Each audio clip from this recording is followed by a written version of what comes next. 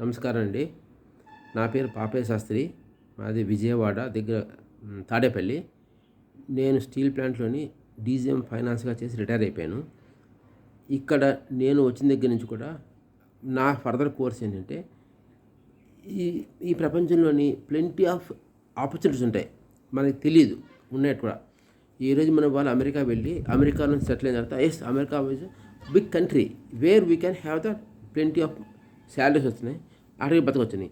అదే ఆస్ట్రేలియా వెళ్ళారు మన వాళ్ళు, సింగపూర్, ప్రతి కంట్రీ, స్విట్జర్లాండ్, డెన్మార్క్, స్వీడన్, ఇలా ప్రతి కంట్రీకి వెళ్తున్నారు. ఎందుకు వెళ్తున్నారు? అక్కడ బోల్డ్ ఆపర్చునిటీస్ ఉన్నాయి మనకి. వాటిని మనం ఉడిసి పట్టుకోవాలి.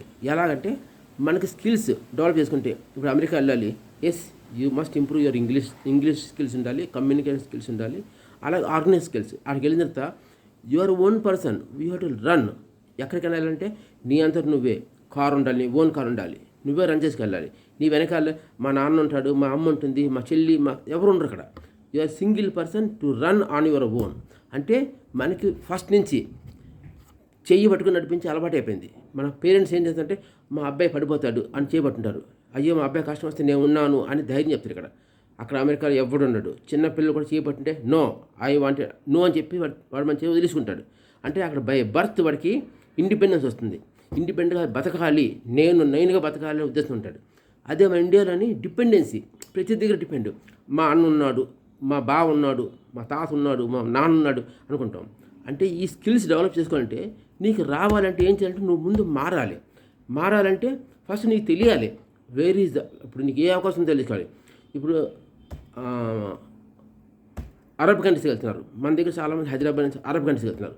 అరబ్ కంట్రీస్లో వెళ్ళి లక్షల కోట్లు కూడా సంపాదిస్తున్నారు. అక్కడ చేసిందండి ఆయిల్ రిఫైనరీలోని పని చేస్తున్నారు, డబ్బులు సంపాదిస్తున్నారు.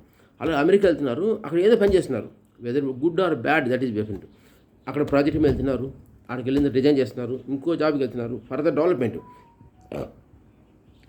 వాళ్ళకి ఆ స్కిల్స్ నిజంగా అమెరికా వెళ్ళక ముందే ఇక్కడే ఎస్ ఇలా చెయ్యాలి, అలా చెయ్యాలి అన్న ఒక మ్యాప్ ప్లానింగ్ ఉంటే వాళ్ళు నిజంగా అక్కడికి వెళ్ళిన తర్వాత ఎక్స్పర్ట్. నిజంగా వాళ్ళని పట్టుకోలేము మనం. సుందర్ పిచ్చే ఇక్కడి నుంచి వెళ్ళినతనే ఈరోజు పెద్ద కంపెనీకి సీఈఓ అయ్యారు. ఎందుకంటే మనలోని ఉన్న నిగూఢంగా చాలామంది ప్రతి ఒక్కళ్ళు ఉంటుంది నిగూఢమైన శక్తి ఉంది. ఆ శక్తిని పైకి తీయాలంటే మనం పైకి వెళ్తేనే వస్తున్నది. అలా కాదు, ఇక్కడే నువ్వు నీ శక్తి నువ్వు ముందు నిరూపించుకోవాలి. నువ్వు తీసుకో, రా ముందుకి. నీకు వస్తే ముందుకు వస్తే వస్తుంది. ఒక్క స్టెప్, ఒక సత్యసాయిబాబాలో అంటారు ఒకటి షెడ్యూల్ని, నువ్వు ఒక్క స్టెప్ ముందుకేస్తే నేను 10 స్టెప్లు వేస్తాను రా అంటారు. అంటే అర్థం ఏంటి? నువ్వు ఇక్కడి నుంచి అమెరికా వెళ్ళాలి, ఒక్క స్టెప్ ముందుకు వేస్తే 10 స్టెప్లు ముందుకు వెళ్ళగలుగుతున్నావు. ఎందుకంటే అక్కడికి వెళ్ళాక నీ అంత నువ్వు బతకాలి. నీ ఫ్రెండ్షిప్ మీద నీ కొలీగ్స్ లేదంటే ఎవరు ఉంటారు డిపెండెన్సీ, అక్కడ నీకు ఎవరు ఉండరు. రాత్రి పగులు అక్కడ మనుషులు నీకు ఎవరితో మాట్లాడరు. Nobody is talk to you. మాట్లాడడానికి ఎవరు ఇష్టపడరు, రారు కూడా నీ వెనకాల. నీ అంత నువ్వు వెళ్ళాలి, షాపింగ్ వెళ్ళాలి, నువ్వే చేసుకోవాలి. అలాగే అప్లై చేసుకోవాలి జాబ్కి, అక్కడ నువ్వే చేసుకోవాలి. నాన్న డబ్బులు కావాలి, నాకు అప్లై చేసుకోవాలంటే ఎవరు అక్కడ ఎగ్జామ్స్ ఉండవు. అక్కడ నువ్వు based on your qualification, based on your experience they will give jobs. మంచి కంపెనీలన్నీ బోల్డ్ ఓపెనింగ్స్ ఉంటాయి. ఏ కంపెనీలో ఓపెనింగ్ ఉన్నాయి చూసుకోవాలి నువ్వు. ఇక్కడ ఏంటి, మీ నాన్న చెప్తాడు, అరే ఇక్కడ పబ్లిక్ సర్వీస్ కంపెనీ రాయరా, ఈ బ్యాంక్ ఎగ్జామ్ ఉంది రాయరా, అలా వాడు నాకు ఎమ్మెల్యే తెలుసురా, వాళ్ళు లెటర్ తీసుకెళ్ళరా, రికమెండేషన్ చేసుకోరా అంటారు. ఈ రికమెండేషన్లు ఇవి కూడా ఇవి టెంపరీ. ఇక్కడ ఏదో ఒక్కొక్కరు రాజకీయంగా మనం లబ్ధి పొందుతాం అనుకున్నా కానీ ఇది డిపెండెన్సీ.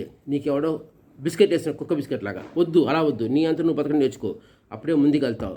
అదే నిజమైన ఎఫెక్టివ్ పబ్లిక్ స్పీకింగ్ అంటే అదే. నీ అంతా నువ్వు బతకడం నేర్చుకోవాలి, నీ అంతా ముందుకు వెళ్ళి నేర్చుకోవాలి. Thank you very much.